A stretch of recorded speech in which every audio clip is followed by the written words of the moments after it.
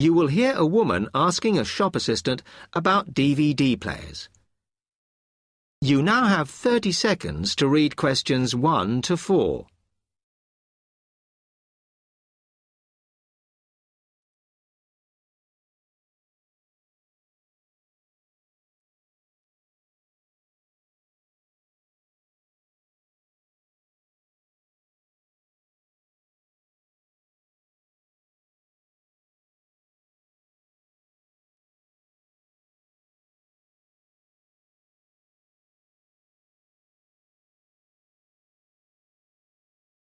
Hello, I'm interested in buying a DVD player.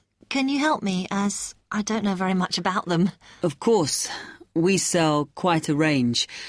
Actually, we're doing a customer survey at the moment, so I wonder if I could fill in this form about you, and that will actually help me to advise you on the best DVD player for you.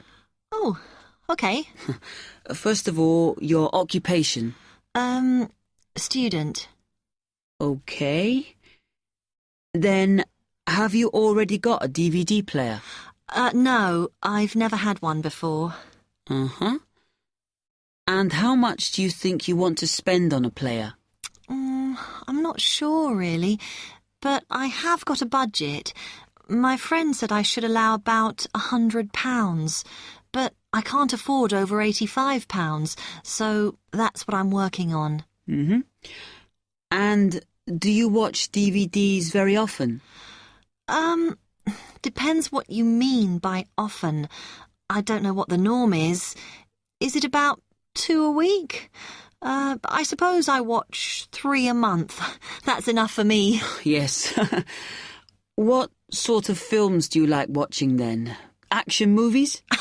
Not really. Oh. My boyfriend always insists we watch science fiction movies, but I prefer thrillers. Something to get your teeth into. Okay, just one more. Do you watch other DVDs? Ones that are not films, like music or something? Not much, because I don't want to spend the money on something I can watch on TV, but I occasionally rent out comedy programs, and I fight with my boyfriend over all the sports DVDs he watches. You now have 30 seconds to read questions 5 to 10.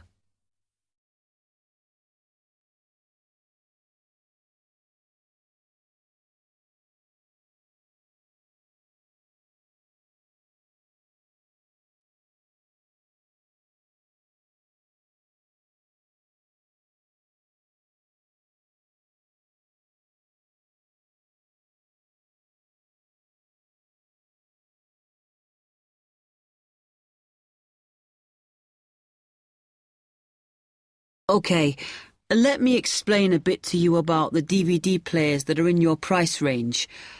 First, there's the DB30, which has only got basic features, but it is a bargain at £69. Now, all the DVDs come with an after-sales service that starts when the guarantee runs out. As it's so cheap, the DB30 comes with a limited after-sales service, as it only includes parts. You would have to pay for most of the repair. Seems okay. Then, a slight grade up from that is the XL643. This comes with an additional feature in that it has an extra button allowing you to record. That's quite useful. Oh, yes. That would mean spending less on DVDs to watch. Yes, so you'd make the extra money back on it that it costs. Let me see how much it is. Yes, that one's actually reduced at the moment from £79 to £71.99. Oh. I think it's worth the extra myself. And is that the same level of after-sales service as the other one? Well, you get a bit more for your money because what we're offering is a discount on labour. So you don't pay the full price if you have to call an engineer out. I see. Then the last one is this Tri-X24. It's a very good player, and you can use it to listen to your CDs as well as watch DVDs. It looks nice, but I bet it's expensive. No, it's not top of the range. Let's see. Yes, it's £94. But what you have to remember is that that includes insurance, so you don't have to pay extra for that. And it comes with a guarantee that's valid for 3 years, as opposed to the usual one. What do you think? Maybe. Section 2. You will hear a salesman giving information to house owners about an alarm system. You now have 45 seconds to read questions 11 to 20.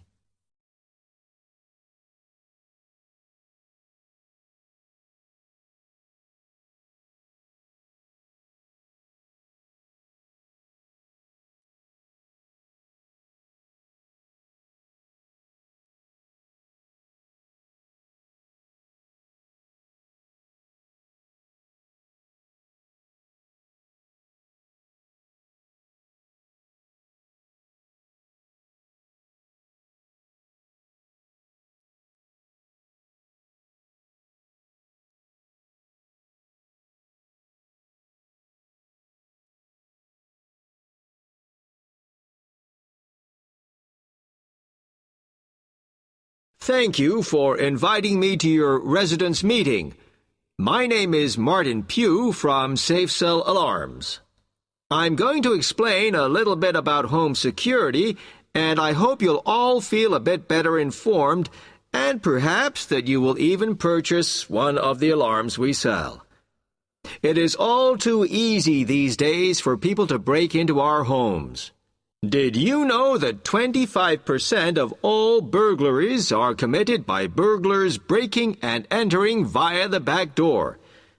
Even though it is locked, it is still relatively easy for someone to gain entry.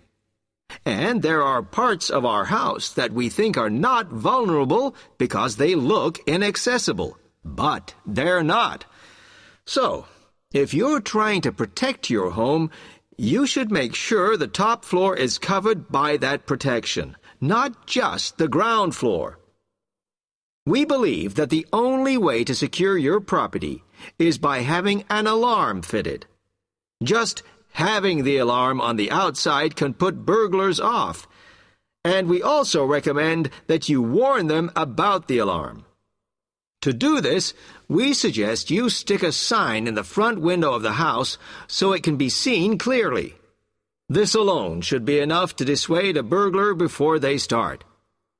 Now, our company has a range of alarms on offer, and I brought several along for you to see tonight. But let me just explain a few things about them. First of all of our alarms are highly visible. They're colored red, and on the underneath, there's a blue light, which you can see whether they are switched on or not. This acts as a deterrent to burglars who can see it as an active alarm system. Like most systems, our alarms are very sensitive, so you do need to look after them. You may be surprised to hear that a cat can often slink around unnoticed under the infrared beams, but a spider crawling across them will set them off. Also, our system is a little different from some.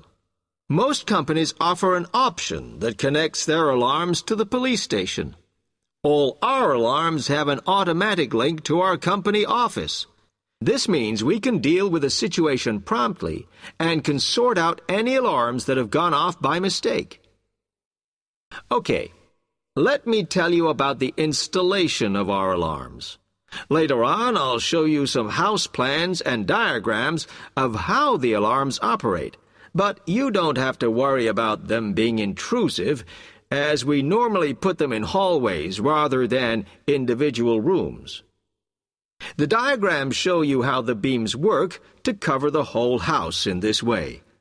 Oh, one small thing while I remember is don't leave your security code in your house.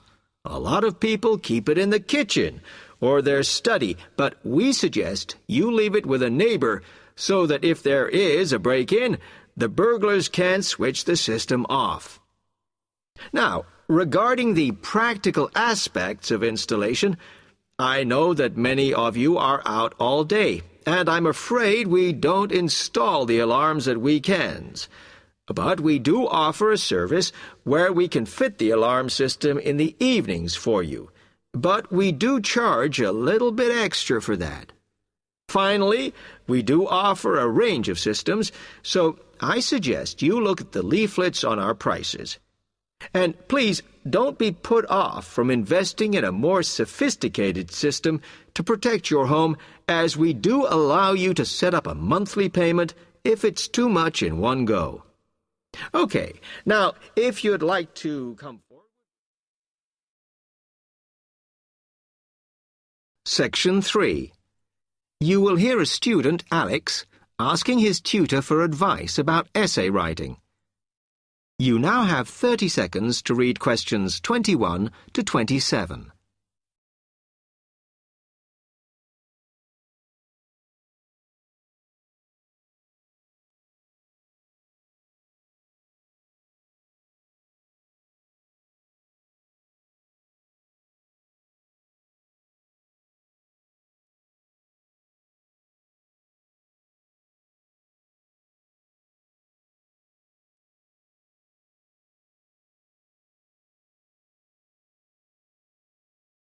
Hi, Alex. Come in. I gather you wanted some help with writing essays. Yes, I'm finding this first term difficult, and I'm worried about the assignments we have to do for January. Well, let me see if I can help. You shouldn't panic about it, because essay writing is a very straightforward process, really. What it involves is organising the information that you want to include. You shouldn't have more than you can easily manage within the word count. Make sure you haven't got too much or anything irrelevant. You need to look at that and work out what you need and what you don't need before you start. And then you just have to think about how you're going to put forward your argument. Oh, that sounds very straightforward when you put it like that. But I'm worried I haven't got the necessary skills for writing an effective essay because English is my second language. Well, perhaps you misunderstand the skills you need. You need to be able to analyse your data, and then I would say the skills of interpretation and expressing yourself are important. Perhaps it's this last one that bothers you, but the more essays you write, the more you will develop these skills. Yes, and I don't quite know how to improve at that. Though, as you say, I know practice will help. And I need to make sure I've got everything ready before I start. Yes. What is vital to good essay writing is preparation. So make sure you build in enough time to do the research you need. Are there any other sources I can use to help me with essays? Yes. You should go to the library and look through the reference section, because there are books that focus on the style we use in academic writing, and those will help you a lot. The other thing that you should think about is what happens when you've actually written your essay. Too many students just complete their work and hand it in, whereas what you should be doing is making sure that you edit it as thoroughly as possible. Oh, yes, that's a good idea. Then I'd pick up any mistakes and also see if it reads logically. Exactly. The other thing is, again, what a lot of students do is get their essays back, look at the marks, then just file it away. They don't realise that if they checked it through and looked at what the tutor had written, then they can learn from their old essays. Yeah, I can see that's a good idea. So, is that okay? You can always come back to me. You now have 15 seconds to read questions 28 to 30.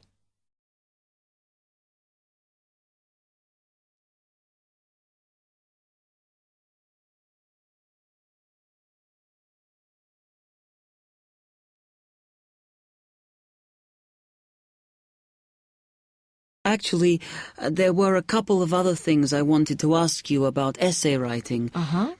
I had a few thoughts of my own about what I should do, such as really taking good notes when I'm reading, because that helps, doesn't it?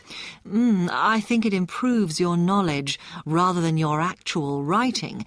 But one tip I can give you is to try and not read too much. Otherwise, you end up including irrelevant material in your essay. Remember to stay on task. Yes.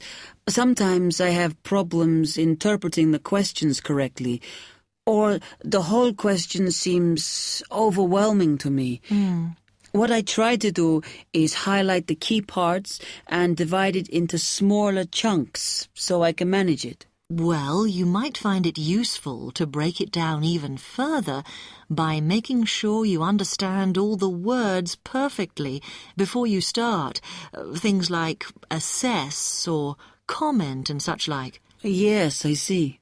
Sometimes, after an objective analysis, the question actually asks you for a subjective opinion. But you must remember to support your arguments if that's the case. One final comment I can make is about using your own words. You must try to do this as far as possible. You're expected to summarize what you've read, not just string together a list of quotations. In fact, you shouldn't have too many. Just use them where it's really important. Okay, thanks. Do you read other students' essays when you've finished? No. Why? Is that a good idea? Well, you can confuse each other, so I'd advise against it. But it's up to you. Okay. Thanks very much for your time. Section 4. You will hear a tutor giving some business students instructions about a finance project. You now have 30 seconds to read questions 31 to 36.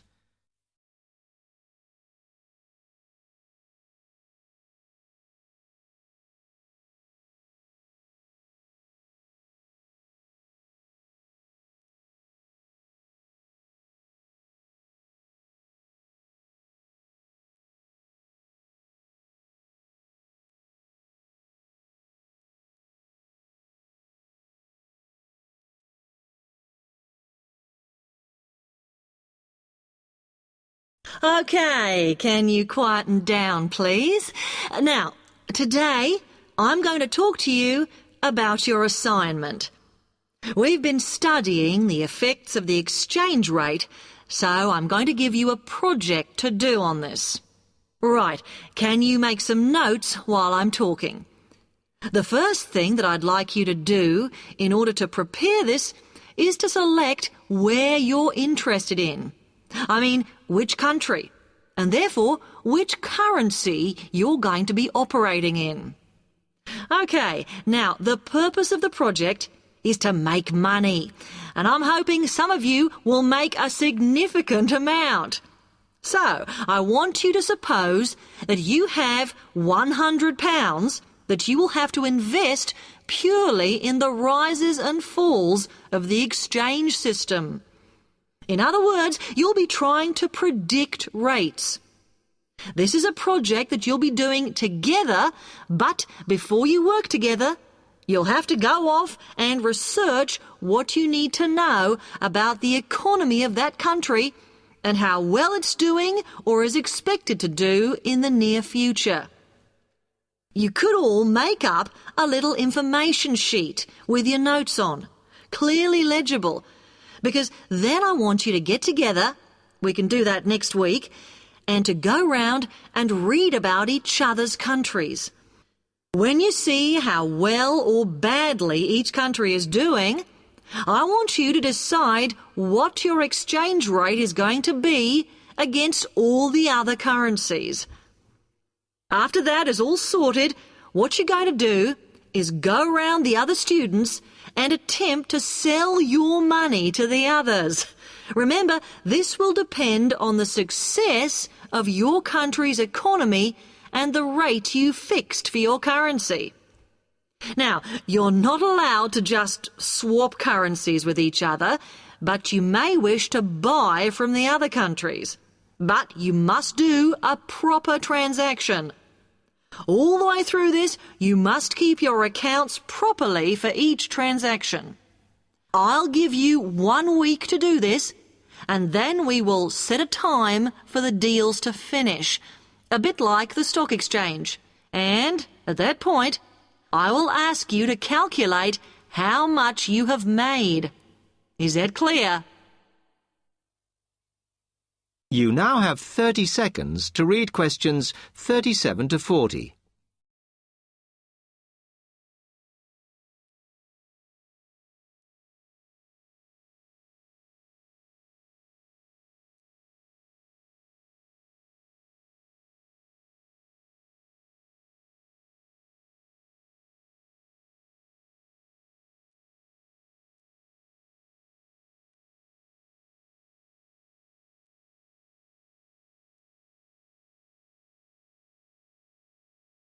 Okay, now before you begin that, there are a few things I want you to read up on to prepare. You need to look at the economies of the UK's main trading partners. I don't mean all of them, because that would be over 80, but just the 29 principal ones. There are summaries in the last 3 books on the book list I've given you. And so that you can practice applying the criteria on assessment I gave you, I'd then like you to focus just on one sector across all the countries. The most common one across every country is farming. But as much agricultural produce is for domestic consumption, I'd like you to look at manufacturing. Then I would like you to do a detailed investigation of one particular aspect. I was going to give you a choice, but I think as we've just started the course, it's better if we all look at the same thing and then we can discuss it in the seminars. So the thing I'd like you all to look at is fluctuations in import prices. Now, you need to do all that before you start the project, as it will help you assess the economies of the countries you'll be representing in the project. Don't worry, you've got plenty of time. Exam week is December the 8th. Then it's the holidays until January the 6th, so I don't need the project in till February the 5th. Is that okay? Now, any questions on this? Because it